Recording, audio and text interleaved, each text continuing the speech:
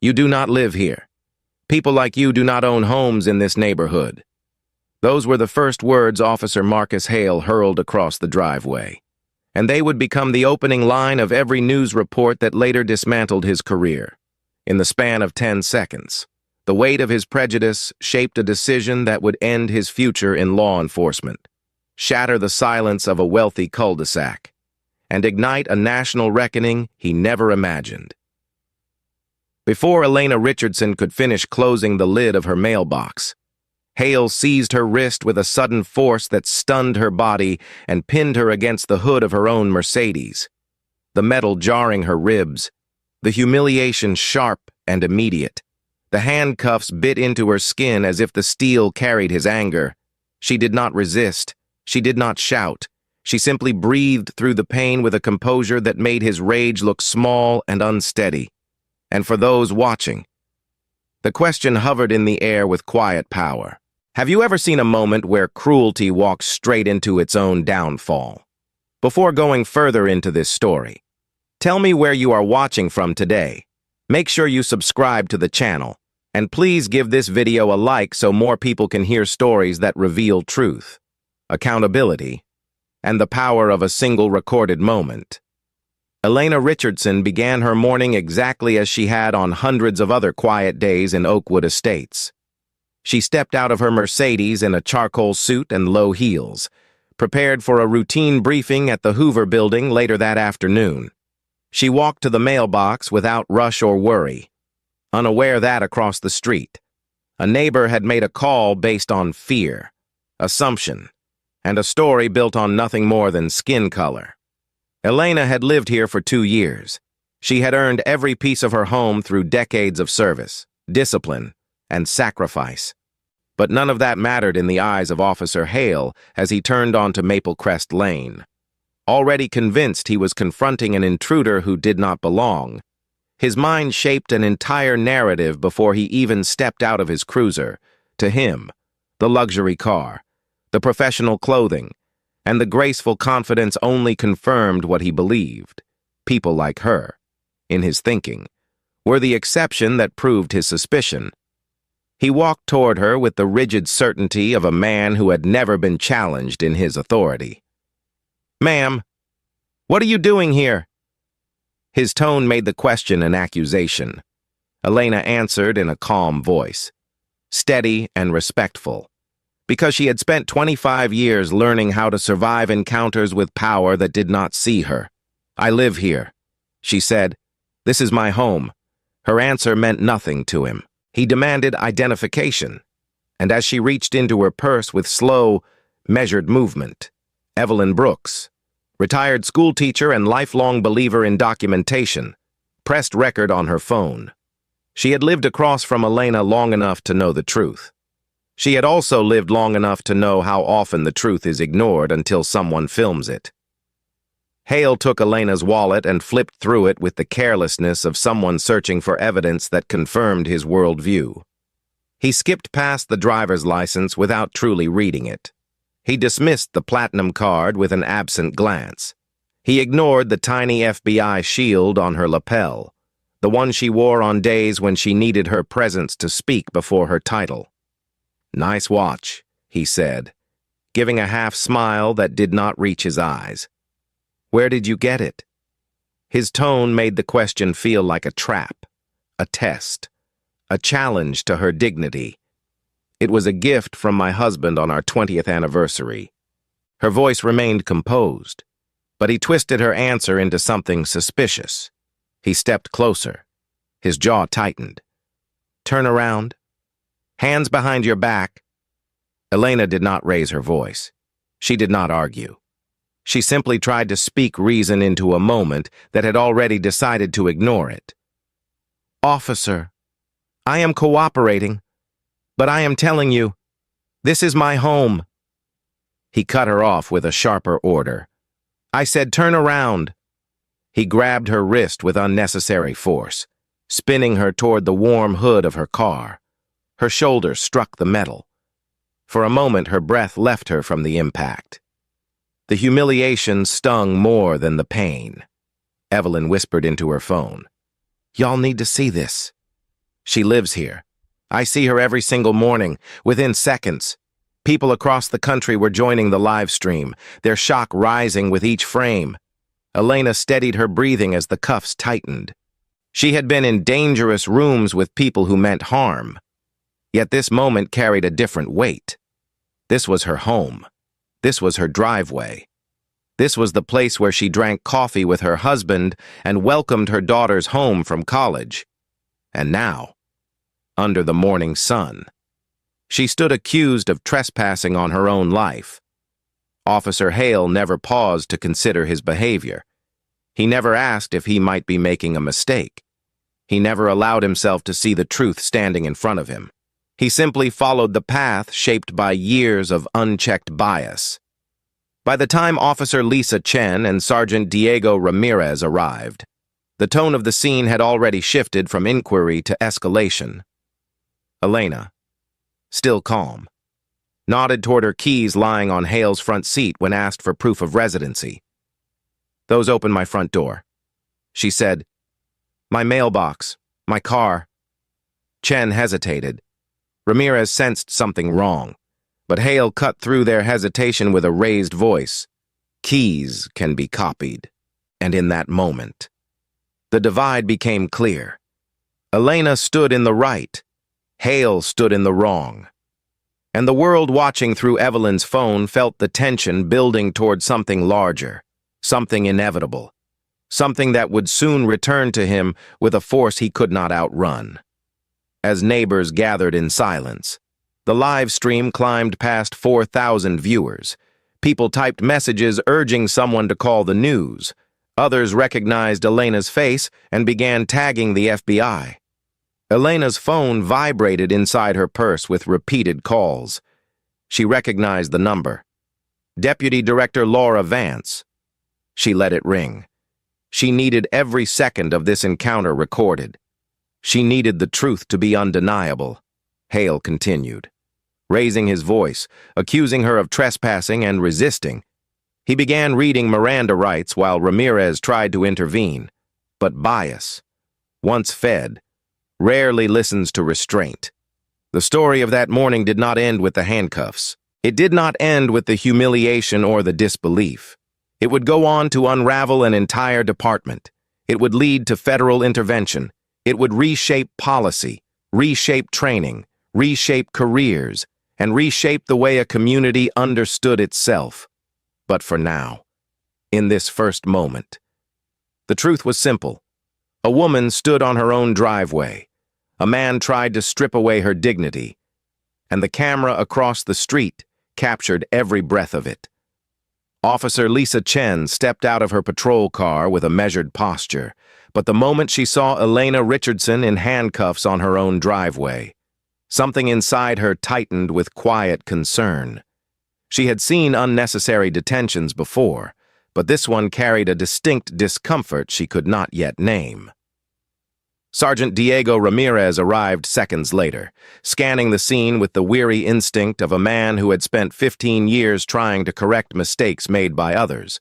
The morning was still quiet, yet the tension between truth and presumption grew heavier with each passing breath. As Elena lifted her eyes toward them, her calm voice carried the steady dignity of someone who understood both the cost of restraint and the danger of reaction. "The keys that Officer Hale confiscated," she said, nodding gently toward the cruiser. "Open my front door." Her words were precise. Her tone remained even. She refused to surrender her composure, even as the cuffs pressed deeper into her wrists. Officer Chen stepped closer with professional courtesy. "Ma'am, do you have any proof of residency?" she asked, though the question felt thin against the evidence already present. Elena's answer was gentle. "Everything you need is already on the seat of that car." Chen glanced at the key ring. She saw a house key, a mailbox key, a Mercedes fob, all aligned with the vehicle, the mailbox, and the front door standing 3 feet away. Her hesitation grew. She looked toward Ramirez, who studied the situation with concern rising behind his eyes. But before either could take the next step toward logic, Officer Hale cut in sharply. "Keys can be copied," he said, turning the simple truth into something threatening. He spoke with a certainty that left no room for reason, as if doubt itself were an insult to his authority. Across the street, Patricia Langford marched toward them with hurried steps, her HOA badge clipped to her waistband like a symbol of permission. Her presence made the atmosphere heavier. Her voice carried the familiar tone of someone who believed suspicion alone was justification enough. "We've had break-ins," she said, "and this neighborhood has standards." Her words struck the air like stones thrown without aim. She never looked directly at Elena. She never questioned the ease with which she had made a false assumption. In her mind, she was merely protecting what she believed belonged to her world. And in that choice, she revealed more truth about her judgment than she ever intended. On the sidewalk, Evelyn Brooks adjusted her phone as her live stream climbed past 4,000 viewers. Her voice trembled with both frustration and resolve. "This woman lives here," she said to the thousands watching. "I have seen her walk to that mailbox every morning for 2 years." The comments scrolled faster. People urging her to keep filming, urging her not to stop, urging her to make sure the truth had witnesses. Someone tagged a local reporter. Someone else wrote, "Call the FBI." And someone typed a quiet question that captured the national mood forming in real time. How many times has this happened when no one was recording? Officer Hale's voice rose again, louder and sharper. "You're coming downtown for trespassing and failure to comply." The words carried a finality he believed he had earned.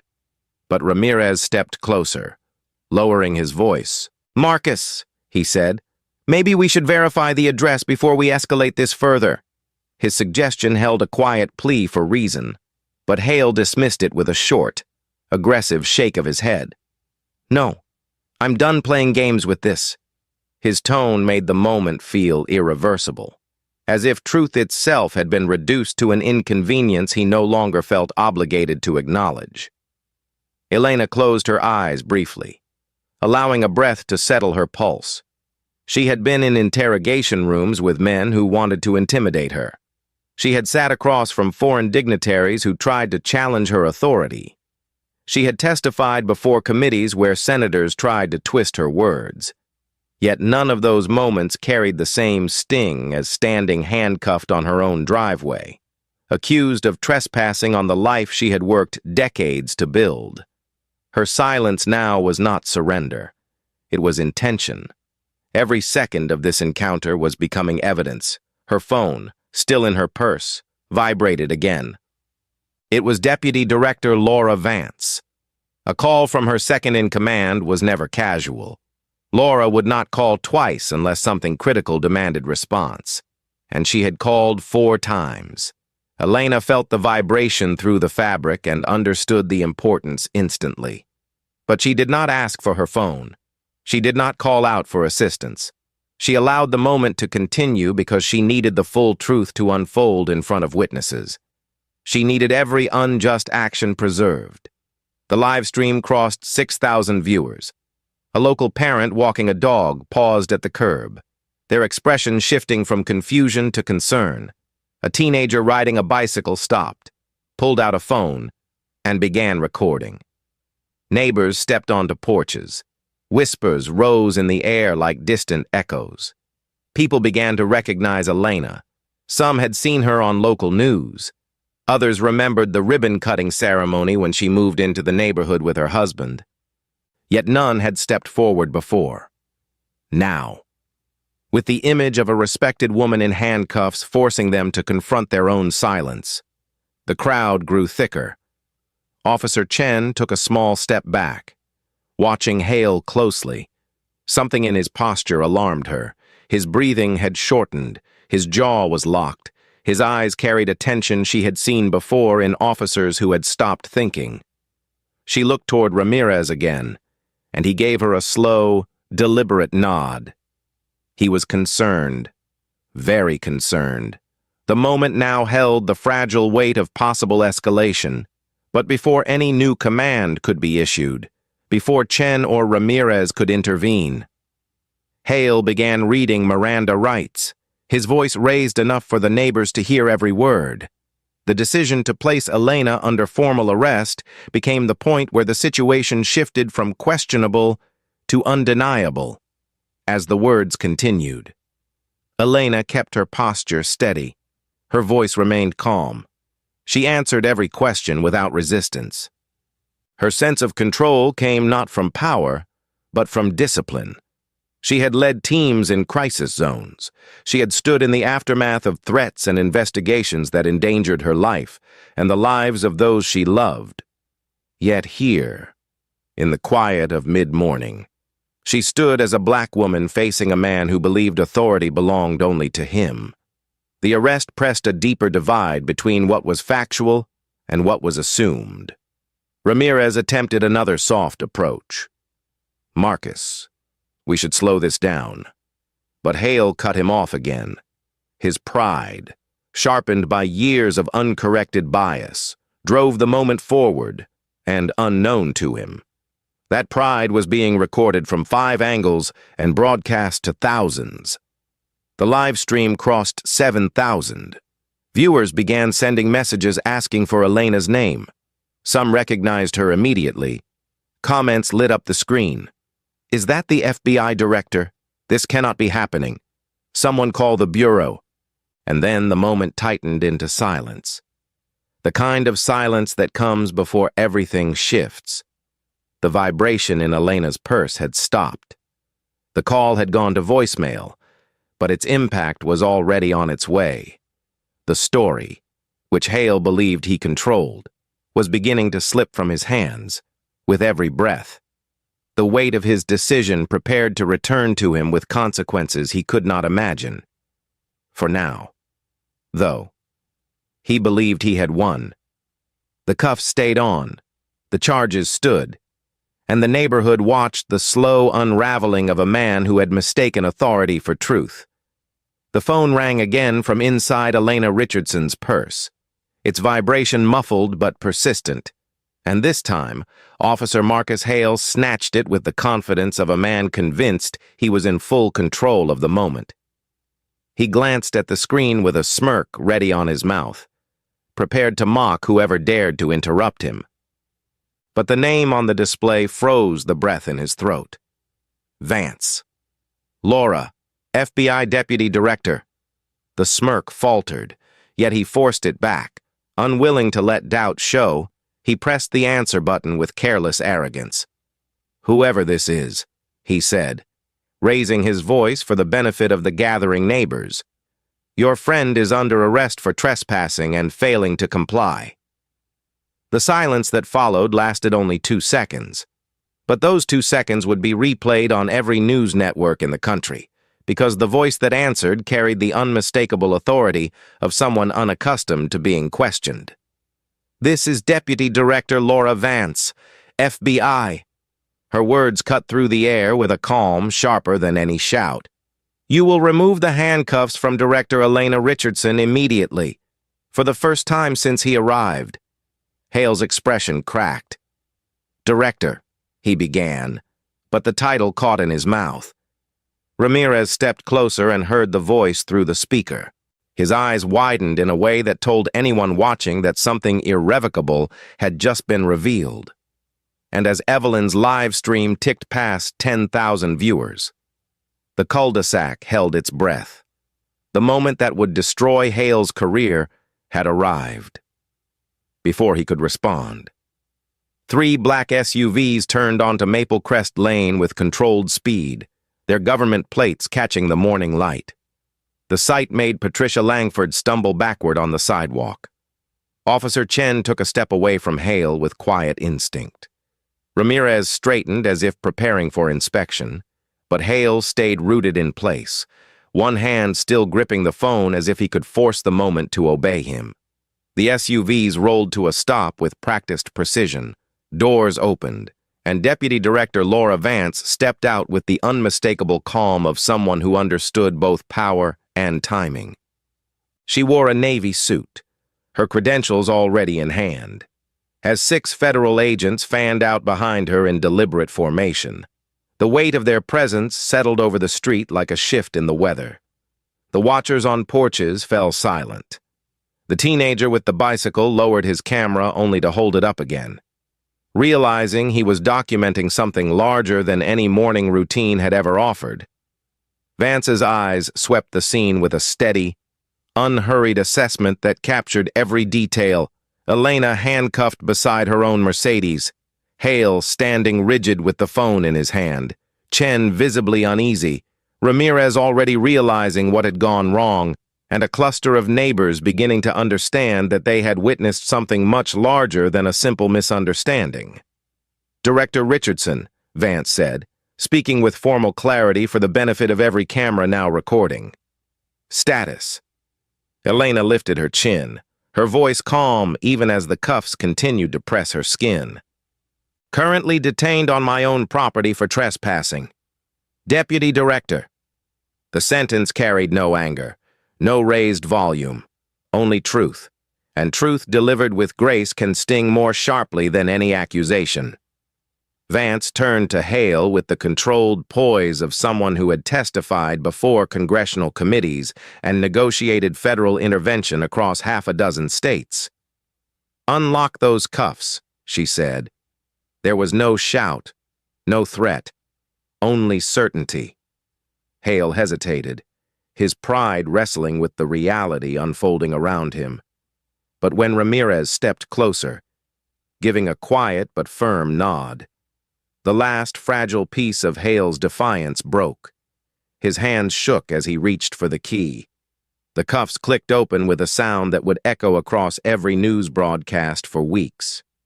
Elena rotated her wrists slowly, the red marks visible even from the sidewalk, and straightened her jacket with quiet dignity. She never looked at Hale with anger. She looked at him with something far heavier, disappointment. The federal agents immediately shifted their formation, creating a protective perimeter around Elena, as if reclaiming authority that had never been his to take. Ramirez stepped back, remorse settling in his shoulders. Chen managed a soft apology with her eyes alone. Patricia Langford could no longer meet anyone's gaze. She backed away as if the weight of her assumptions were too heavy to carry. Evelyn's live stream crossed 15,000 viewers, comments flying faster than she could read.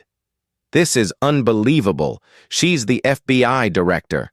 How many times does this happen without cameras?"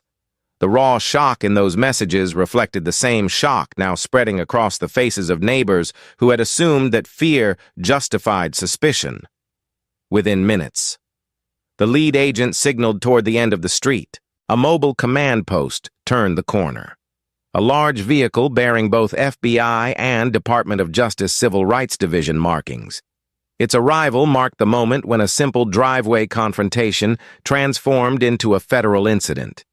Agents with tablets and secure communication equipment stepped out. Analysts prepared to access body camera footage. Attorneys approached with binders containing protocols for emergency field review. The shift from local control to federal oversight was immediate and undeniable, and Hale watched it all with the hollow expression of a man suddenly standing in the ashes of his own choices. Vance guided Elena toward the command vehicle with the quiet respect reserved for peers. "Are you injured?" she asked in a low voice meant only for her. "No," Elena answered, "and that is why this moment must be used, not avoided." Her tone carried the resolve of someone who had walked through years of civil rights investigations, who understood patterns, who understood power, and who understood the danger of silence. Today became evidence. She said. Vance nodded. "Then we document everything. Inside the command vehicle. The transformation was immediate. Body camera footage began downloading. A legal team examined Hale's complaint history. 14 reports in 18 months, 89% tied to racial bias. Charts appeared on screens showing traffic stop data. Black drivers searched more than 3 times as often as white drivers. Yet contraband was found far less frequently. Statistical red flags glowed across the monitors like warnings ignored for too long. Ramirez was invited inside to give a preliminary statement. Chen followed. Hale remained outside, standing alone beside his cruiser while neighbors watched him with a mixture of confusion, disbelief, and a dawning understanding of what racial bias looks like when exposed in sunlight. Reporters began arriving, first local stations, then regional affiliates. By the end of the hour, national networks were mobilizing, microphones gathered, cameras pointed toward the cul-de-sac. The street that once symbolized quiet privilege now stood as the birthplace of an unfolding federal reckoning. And through every angle, every camera, every whispered conversation, one truth remained unshakable. A woman stood on her own driveway, calmly telling the truth. A man refused to hear it, and the nation was now watching the consequences. For all the noise, all the reactions, all the legal preparation, the moment that defined the day belonged to Elena alone.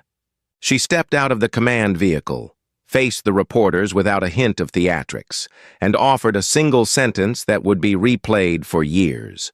"No one," she said, "is immune from accountability, not even those sworn to uphold it." Her voice carried the quiet authority of someone who knew both the weight of power and the responsibility it demands. And as the cameras captured the image of her standing steady beside the federal agents who respected her not for her title, but for her integrity, one question rose from the thousands watching live. How does a single act of bias survive when truth refuses to bow to it?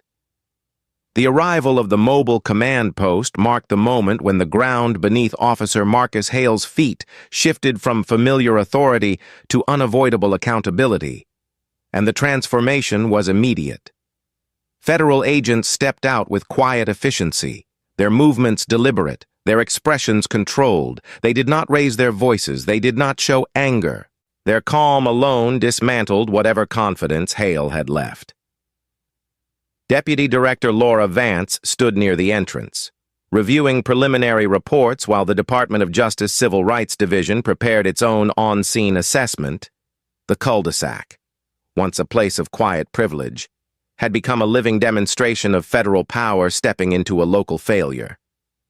Neighbors watched from porches and sidewalks, some ashamed, some stunned, and others still processing the realization that the woman they had seen jogging, gardening, and walking her dog was the director of the FBI, and in the center of it all. Elena Richardson remained composed, her posture upright, her voice steady whenever she was addressed by an agent or attorney.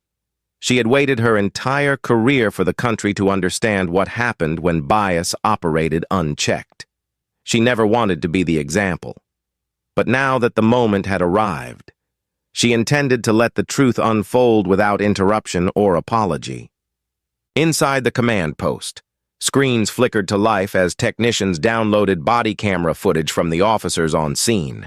The images displayed Hale's approach, his first aggressive question, his dismissal of Elena's identification, and his immediate decision to escalate.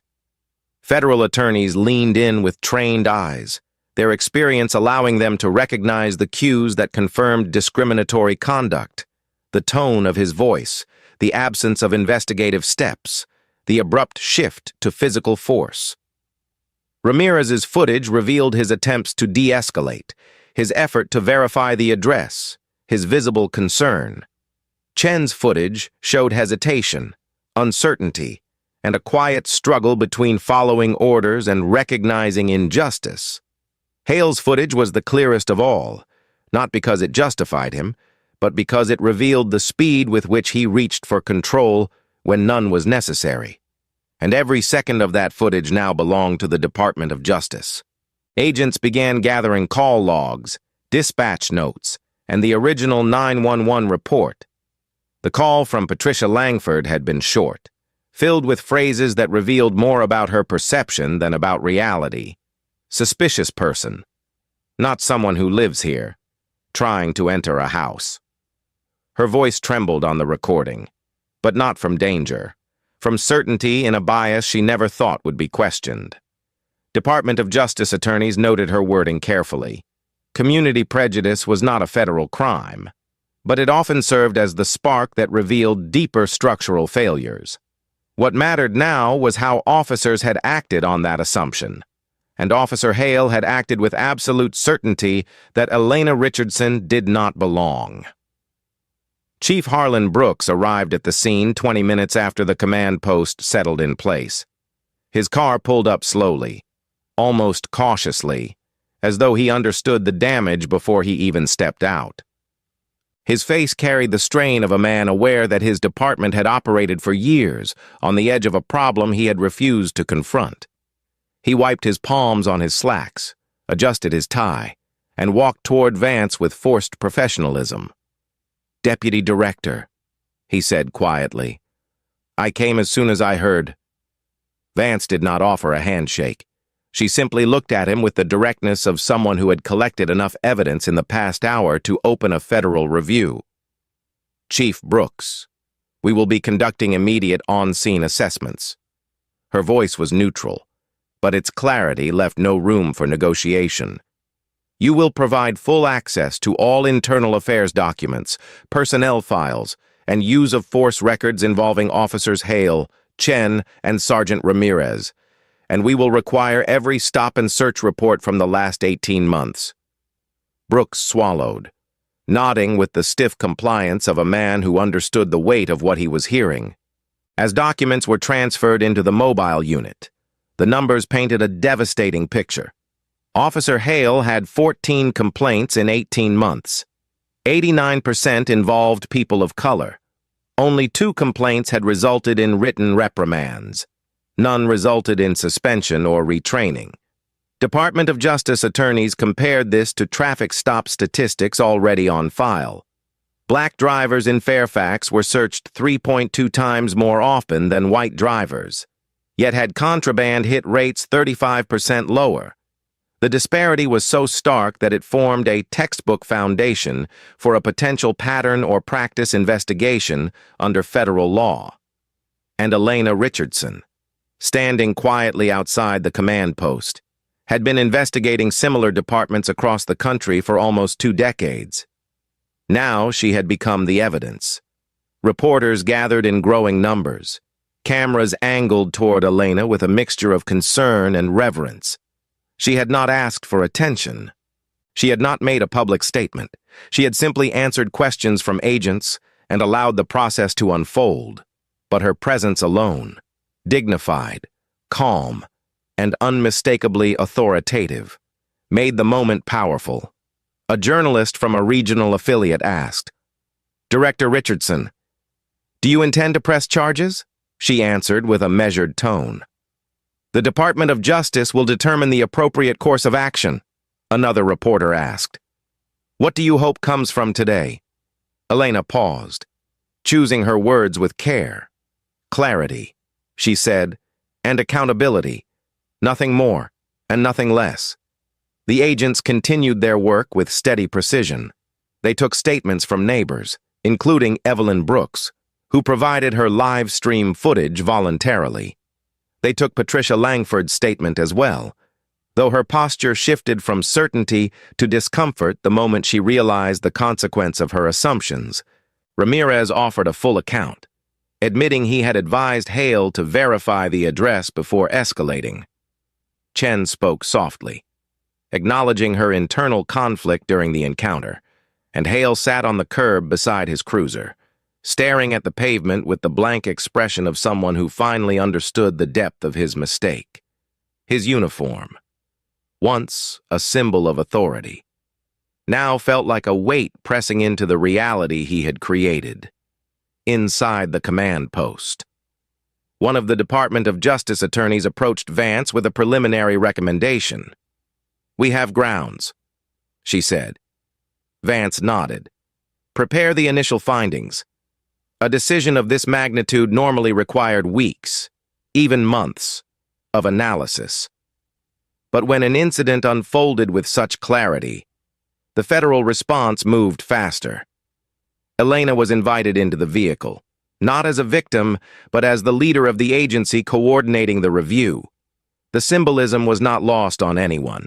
She looked over the data, the footage, and the early findings. When she finally spoke, her voice was soft but firm. "This is not an isolated event," she said. "This department needs structural correction." Vance nodded. "We will recommend a consent decree." Word spread through the neighborhood with quiet whispers. A consent decree meant federal oversight, mandatory reforms, binding accountability, a complete restructuring of training, discipline, and community engagement. And as the realization settled over the quiet street, the residents understood that they had witnessed a turning point not just for their community, but for the entire county.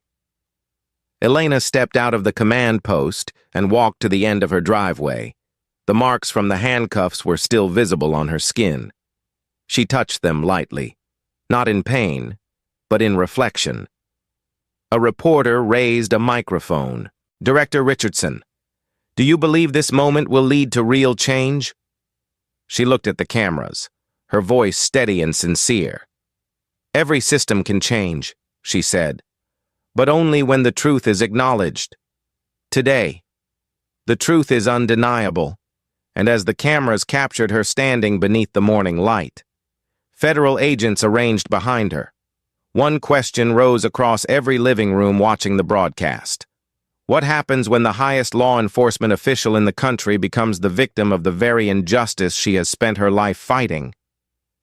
The negotiations began inside the mobile command post with a calm intensity that made every person in the room understand that the future of the Fairfax County Police Department rested on the next few hours.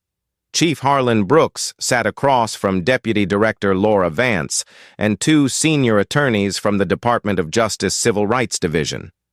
His tie was loosened, his hands clasped, his posture stiff with the awareness that the decisions he made today would shape not only his own legacy, but the fate of an entire department already strained by years of hidden fractures.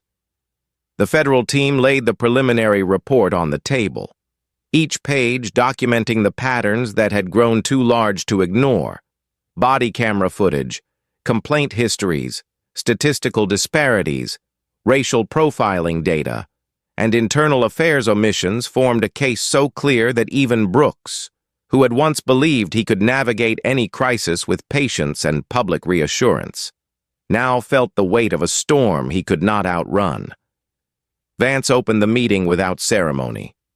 "Chief Brooks," she said, "based on the evidence gathered this morning, the Department of Justice is prepared to initiate a pattern or practice investigation into the Fairfax County Police Department." Her words were not a threat. They were a conclusion. Brooks swallowed, his voice low when he finally responded. "Deputy Director, I want to cooperate, but I need to understand what options we have." Vance did not look away. "You have two options. Chief, you can agree to a consent decree now, voluntarily, or we begin the full investigation, and the decree becomes mandatory. The voluntary path gives you influence. The mandatory path removes it." The room fell silent as the meaning settled in. A consent decree was not a light measure. It was a legally binding agreement enforced by a federal judge. It meant long-term intervention, mandatory reforms, independent oversight, and structural changes that reached into training, discipline, data auditing, and community relations. It meant years of reporting, years of scrutiny, years of acknowledging what had gone wrong. Brooks exhaled slowly, his voice tight. What would be required? The Department of Justice attorney opened the binder. The list was long. It began with training, 80 hours of bias and de-escalation training each year, replacing the 8-hour course offered once every 3 years. It mandated an overhaul of use-of-force policies, including mandatory intervention rules with disciplinary consequences for officers who failed to stop misconduct by colleagues. It required an independent civilian oversight board with binding authority, something the department had resisted for over a decade. It established federal review of all body camera footage involving minority contacts. It demanded a complete restructuring of internal affairs, including the reassignment of officers who had failed to properly investigate complaints. It required transparency reports delivered to the public every quarter, and it tied all federal funding to full compliance. The list did not show anger, it showed structure, and structure, when backed by the federal government, carried a weight that no chief could escape. Brooks's shoulders sagged. He ran one hand along the table as though grounding himself. "This will destroy morale," he said quietly. "This will—" He paused, realizing he no longer had the words to justify resistance. Vance spoke before he could gather his defense. "What happened today destroyed morale. Chief, this will rebuild it." Her tone was steady, almost gentle, but it left no room for argument. "You have officers here who want to do the right thing, but they cannot thrive in a system that refuses to discipline the ones who do the wrong thing." The truth stung. Brooks had known for years that he had officers like Hale, officers who generated more complaints than commendations, officers who pushed boundaries because they believed their uniform granted permission. He had defended the department out of habit, believing that problems could be handled internally. But now, confronted with evidence laid out by the highest law enforcement agency in the nation, he realized that the institution he had tried to protect no longer had the luxury of denying its flaws. One of the Department of Justice attorneys slid a document across the table. "This is the proposed framework for the Fairfax County Consent Decree," she said. "If you sign voluntarily, we begin collaborative implementation. If you decline, we initiate litigation." Brooks stared at the document, his mind running through the implications. He thought of the city council. He thought of the officers who would resent external oversight. He thought of the budget cuts that might follow. But he also thought of the moment he watched from the end of the driveway. Elena Richardson in handcuffs, calm despite the humiliation, standing on her own driveway as a grown man refused to hear truth because he could not see past the color of her skin. He thought of Ramirez's worried expression, Chen's hesitation, Evelyn Brooks filming because she had seen too many moments like this ignored.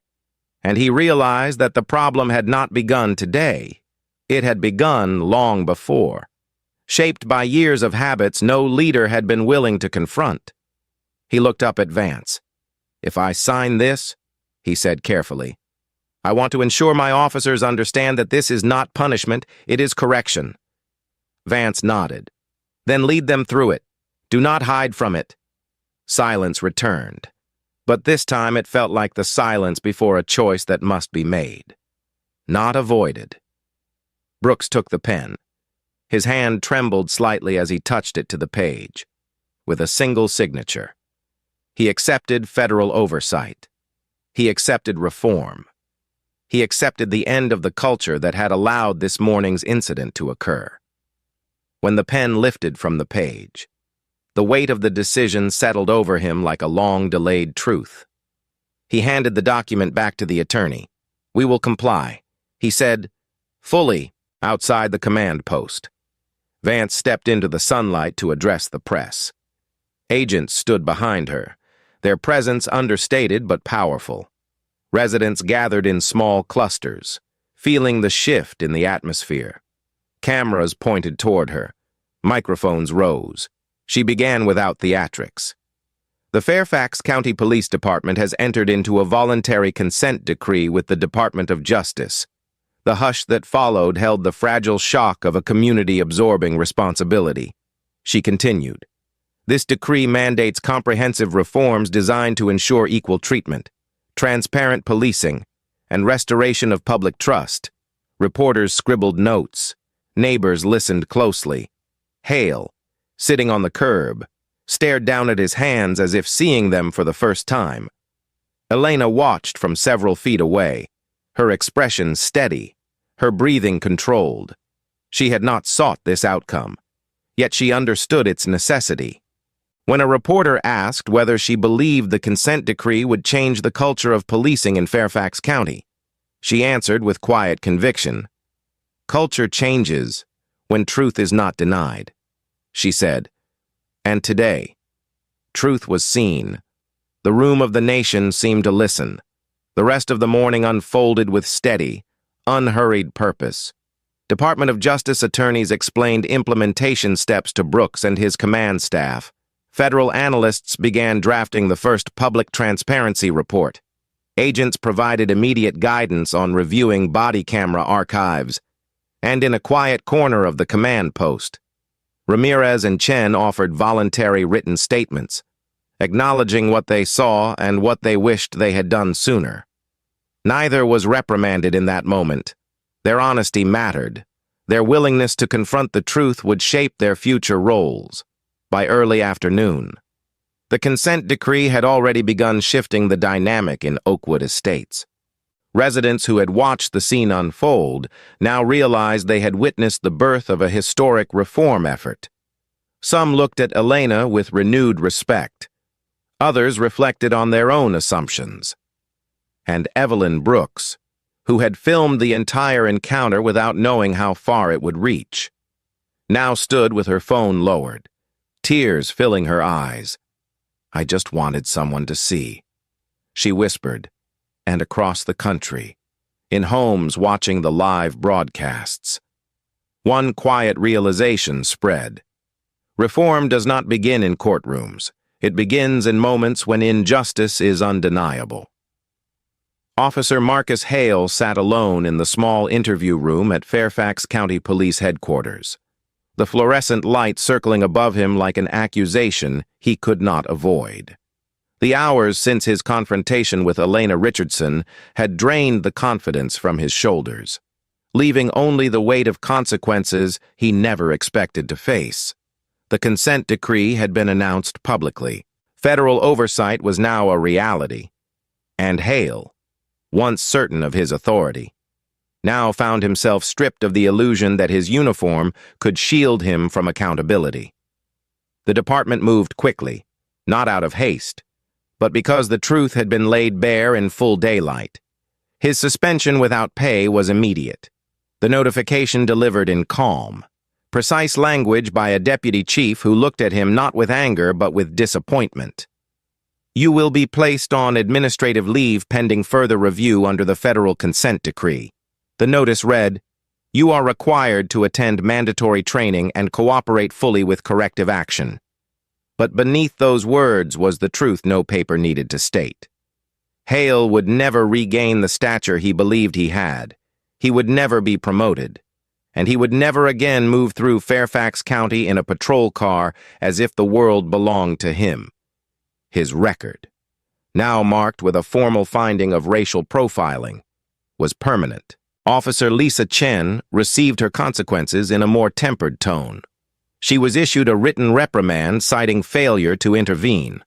But the decision included recognition of her hesitation and her attempt to verify the address. She was ordered to complete 40 hours of remedial training and required to participate in community engagement programs under federal supervision. She listened with quiet humility, knowing she had allowed herself to be swayed by assumption rather than truth. Sergeant Diego Ramirez faced a different path. His report clearly documented his attempts to de-escalate. Supervisors noted his steady judgment, his calm voice, and his insistence on verifying Elena's identity before escalating the situation, instead of punishment. He was selected to attend an FBI-sponsored leadership course designed to train supervisors on intervention and bias response. The recognition brought no triumph to his expression. Instead, he carried it with the weight of someone who had been forced to confront the boundaries of his own courage. Chief Harlan Brooks announced his retirement 6 weeks after signing the consent decree. His official statement cited personal reasons and a desire to support departmental transition. But those who understood the deeper truth knew he had stepped aside because the department needed a leader unburdened by years of defending internal failures. His retirement was quiet, without ceremony, without applause. He had spent nearly 3 decades in law enforcement, but the morning in Oakwood Estates had become the defining moment of his tenure. The federal government did not force him to resign. He chose it, not because he was guilty of direct misconduct, but because leadership sometimes carries the responsibility of stepping aside when the institution needs to rebuild. Patricia Langford, the neighbor whose call triggered the confrontation, resigned from the Homeowners Association after a series of fair housing complaints were filed. The complaints were not vindictive. They were factual. They detailed her pattern of reporting residents of color as suspicious, her use of language that implied ownership rather than concern, and her refusal to correct assumptions when confronted with truth. Her resignation came with a short statement saying she misinterpreted the situation, but the residents knew there was more beneath the surface. Bias does not always appear as hatred. Sometimes it appears as certainty without evidence. As for Elena, she declined to file a personal civil suit. She did not need financial compensation. She did not need headlines. She had something far more powerful: federal authority and public truth. What she did support, however, was the formation of a class action settlement brought by residents who had been subjected to discriminatory stops in Fairfax County. The settlement resulted in a $10 million community fund dedicated to policing reform, youth programs, and restorative justice initiatives. Elena attended the announcement quietly, choosing to stand behind the community leaders rather than in front of them. Her presence was acknowledgement, not ownership. She knew the fight for justice never belonged to one person alone. Under the new consent decree, the department entered a phase of immediate restructuring. External auditors reviewed every body camera interaction involving minority residents. Training schedules were overhauled, requiring officers to complete 80 hours of bias and de-escalation instruction annually. Internal affairs shifted from a closed-door disciplinary unit to a transparent, federally monitored office with binding authority. Officers who previously received minimal corrective action for repeated complaints now faced mandatory suspension or removal. And every shift briefing included one new requirement: a discussion of intervention, not as an option, but as a duty. The public reaction evolved as the weeks passed. At first there was outrage, shock at the footage, disbelief that the nation's top law enforcement official could be handcuffed on her own property. But as the story grew, the tone shifted. It became a conversation about systems rather than individuals. It became a moment that forced residents to confront the ways bias shapes interactions long before badges or laws enter the scene. Churches hosted forums, community centers held meetings, high schools invited speakers to talk about civil rights and law enforcement accountability. The story was no longer about the driveway incident alone. It had become a mirror across the country. Police departments took notice. Training divisions used the footage as a cautionary example. Sheriff's groups issued statements acknowledging the need for deeper bias training. Federal agencies held seminars on supervisory intervention, and at the FBI Academy, recruits watched the footage during orientation, followed by a discussion led by senior instructors. The lesson was simple: authority without restraint becomes danger, and truth without documentation becomes silence. But the most profound shift occurred in the quiet moments when local families reflected on their own assumptions. Mothers reminded their children to trust their instincts. Neighbors examined the biases they carried. And for the first time in years, Fairfax County saw a rise in community trust surveys. People felt heard. People felt protected. People felt the beginning of change. For Marcus Hale, the consequences extended beyond the suspension. He faced a criminal referral under Title 18, United States Code, Section 242, Deprivation of Rights under Color of Law. The referral did not lead to imprisonment, but it resulted in permanent probation, the loss of his promotion track, and a notation that ensured he would never again serve in a position of command. He accepted a reduced assignment upon returning to work months later, performing administrative tasks while supervised by an officer younger than him. He never again wore sergeant stripes, and his authority became limited to paperwork and desk duties. The man who once walked with pride now moved with caution. The lesson of that morning etched into every day he lived thereafter. And yet, in the midst of all the consequences, one truth emerged with clarity. Elena had not allowed the incident to break her. She had not responded with anger. She had responded with purpose. She understood that structural reform requires evidence, patience, and clarity. And because she remained calm under humiliation, because she allowed truth to breathe, the system had been forced to see what it preferred to ignore. In the end, the morning on that driveway did more than expose the behavior of one officer. It revealed the fractures in an entire system. It demanded accountability. It demanded truth. And it reminded an entire community that justice begins not with outrage, but with clarity, humility, and the unwavering insistence that dignity belongs to everyone. 6 months after the morning that shook Oakwood Estates, the neighborhood looked unchanged on the surface. Yet every resident carried the memory of that day as a quiet reminder of how quickly assumptions can fracture truth. The street was still lined with manicured lawns and tall maples. Children still rode bicycles in slow circles on Saturday mornings. But beneath that familiar calm sat a profound shift in the way the community understood law enforcement, race, and the weight of a single recorded moment. At the center of this transformation was a small but significant building 2 miles from the neighborhood. A newly opened FBI satellite office created specifically to monitor compliance with the Fairfax County Consent Decree. Its sign was simple, its design was modest, but its presence signaled a new era of oversight.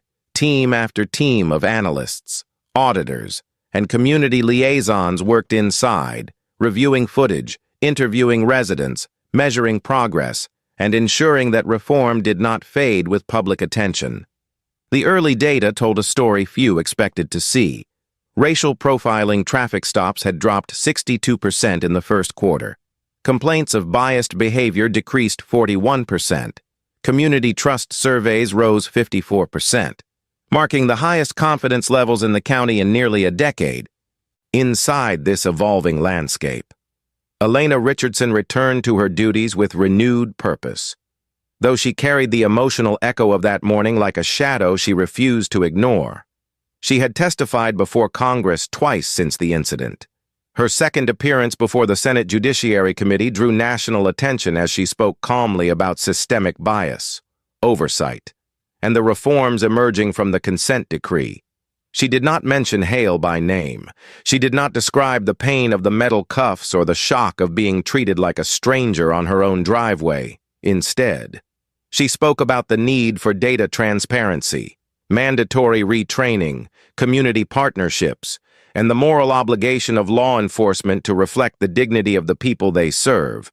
Her testimony was clipped into short videos, shared widely on social platforms, and played in training academies across the country. Even agencies not under investigation began adopting elements of the Fairfax reforms, understanding that public trust was becoming the central currency of modern policing. Elena's work did not stop at policy. She quietly joined a restorative justice circle hosted monthly in Southeast Washington, D.C., where officers, youth leaders, and residents met to speak honestly about their experiences. She never introduced herself by title. She simply listened, contributing only when necessary, offering the calm insight of someone who understood both the weight of trauma and the reality of institutional responsibility.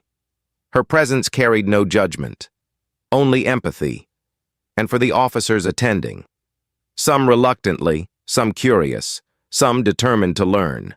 Her participation sent a message that change requires conversation, not condemnation. Officer Marcus Hale, under court-ordered probation and departmental supervision, became one of those officers required to attend. At first, he arrived stiff, uncomfortable, and defensive, his jaw tight as he tried to sit through the sessions without engaging. But after weeks of listening to community members describe their fear, their memories, and their longing for fairness, something in him began to shift. It was not dramatic, it was not cinematic, it was steady, gradual, and rooted in the realization that authority without humility had cost him the respect he once believed he deserved. Required to complete 100 hours of community service. He was assigned to coach a youth basketball team at a recreation center in Anacostia. He accepted the assignment with reluctance, unsure how to interact with the children who looked at him first with suspicion, then caution, then curiosity. But the routine softened something in him, teaching discipline, patience, and teamwork to 11-year-olds made him understand a truth he had resisted for years. Leadership is earned, not demanded. And every time he stepped onto that court, he carried the memory of the driveway, the cuffs, and the moment his pride crumbled beneath the weight of undeniable truth. Officer Lisa Chen adjusted to her own path forward. The reprimand she received became a turning point in her career, pushing her to reevaluate her instincts, her training, and her willingness to challenge flawed assumptions. She volunteered for additional intervention training, later becoming one of the department's advocates for early detection of biased behavior. She spoke at roll calls about hesitation, fear of conflict, and the responsibility to act even when doing so creates discomfort. The younger officers listened, some out of respect, some out of necessity, and some because they saw in her a model of what reform could look like when rooted not in punishment, but in growth. Sergeant Diego Ramirez emerged as one of the department's most trusted voices during the transition. The FBI leadership courses he completed shifted his perspective on supervision. He began training his team with clearer expectations: verify before accusing, intervene before escalating, and never let silence become complicity. Under his leadership, his squad's complaint rate dropped to nearly zero. Officers who once followed habit now began following principle, and the department, slowly but steadily, began changing from the inside. Chief Harlan Brooks watched these early reforms unfold from retirement.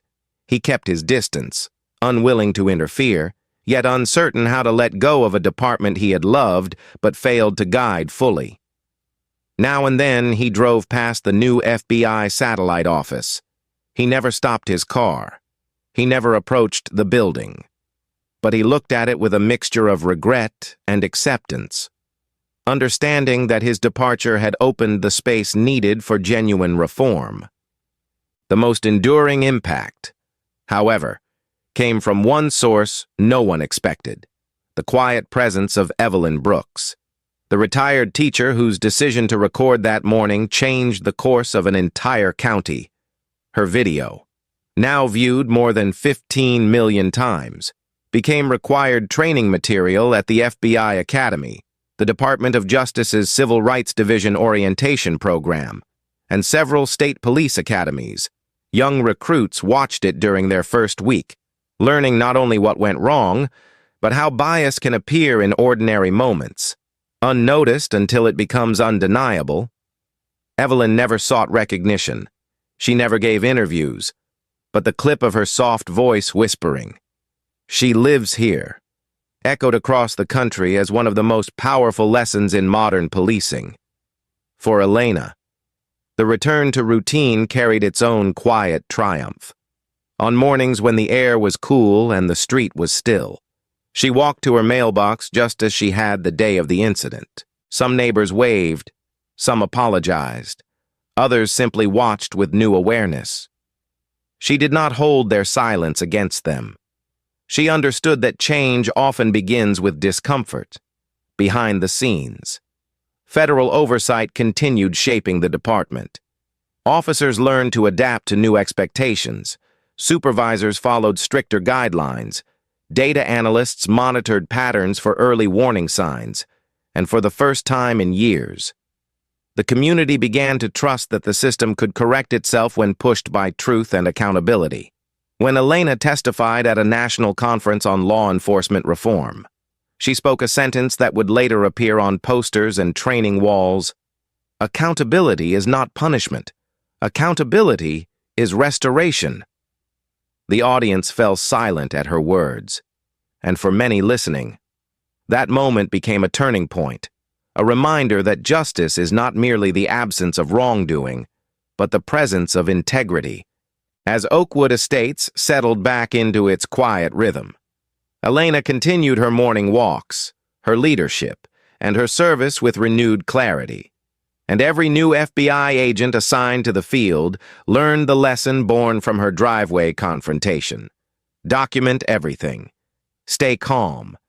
And remember that the truth, when witnessed and recorded, can reshape an entire system, and through it all. One question stayed with the viewers who watched her story unfold. If accountability can grow from a single brave recording, what else can change when communities refuse to look away? Thank you for watching this story. If it moved you, please subscribe, give the video a like, and share it with someone who needs to hear it. Your support helps these moments of truth reach more people.